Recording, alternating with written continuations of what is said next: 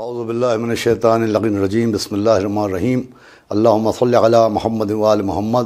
حضرات مومنین کرام السلام علیکم۔ پیغمبر اسلام صلی اللہ علیہ وسلم نے حدیث میں ارشاد فرمایا کہ علم حاصل کرو آغوش مادر سے لے کے منزل قبر تک۔ پیغمبر نے فرمایا کہ علم کا حاصل کرنا ہر مسلمان مرد اور مسلمان عورت کے لیے فرض ہے۔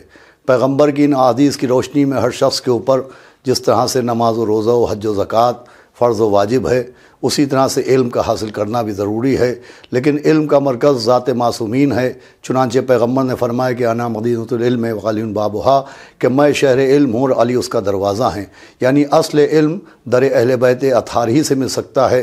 چنانچہ کچھ نوجوانوں نے الفاطمیہ ٹرسٹ کے نام سے جو ایک ادارہ قائم کیا ہے، اس ادارے کی طرف سے 1 رجب سے 16 رجب تک آن لائن الفاطمیہ کلاسز ہونے جا رہے ہیں۔ تمام مومنین سے گزارش ہے کہ وہ اپنے بچوں اور بچیوں کو ان کلاسز کو ضرور جوائن کروائیں، تاکہ بی بی کے نام کے صدقے میں اور اہل بیت اطہار کی بارگاہ سے ان کے بچوں کو علم حاصل ہو جو دنیا و آخرت میں کام آئے۔